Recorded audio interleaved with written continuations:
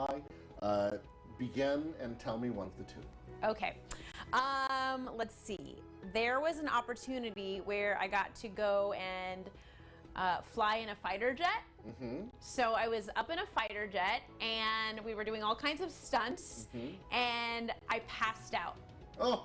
And it was all caught on camera. How long were you out for? I don't know, probably 15 seconds. 15 seconds? Yeah. Okay, good. And now tell me the second story. Okay, the second story is when I was in college, I went to try out for The Price is Right. Okay. So I stood in line for 2 hours with my best friend, and I got called up, and I ended up winning a mattress on Plinko. Oh, wow, on Yeah. Plinko. Could you tell me that story backwards? Okay, which one? The last one? The last one. Okay, so there was Plinko and a mattress being in the audience, standing in line for 2 hours with my best friend. Oh, wow. Yeah. What was your best friend wearing? Freddie was wearing a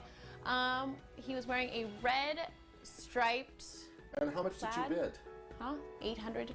$800,000, so that's a lie. Yeah. So the second story is clearly a lie, and I can talk about in many reasons why it's a lie. So should we break it down piece by piece? Sure, yeah. Okay, so both stories you wrote down ahead of time, which threw me off a little bit because both stories started with you looking down to remember.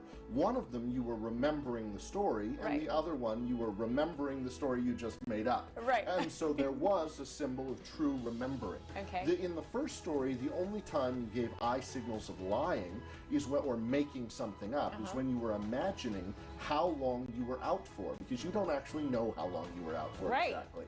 And so that was the moment of the story that you made up, even though the rest of the story about being with a fighter pilot is true. Yeah. The second story read false right from the beginning. Because you added more facts into that than you did in the previous one. And when we try and read a story backwards, it's harder to do it backwards if it didn't really happen to us.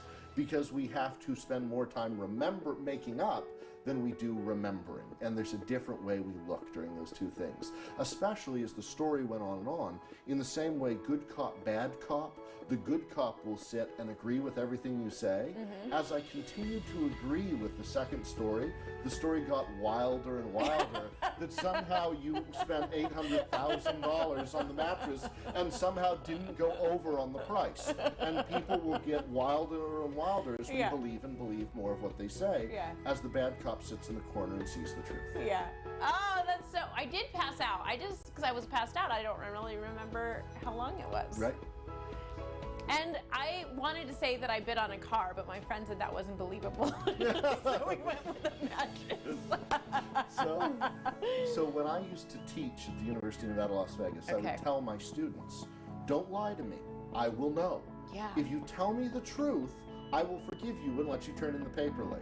Don't lie to me, or I will punish you. Because you know, okay, there's a couple of things that you're looking for. The tells. Right. What are some of the tells? Well, that's important to start with a baseline. Okay, whenever we have a baseline of a person, then we can see how they vary, how they deviate from their baseline. Because your tells may be very different than someone else's tells.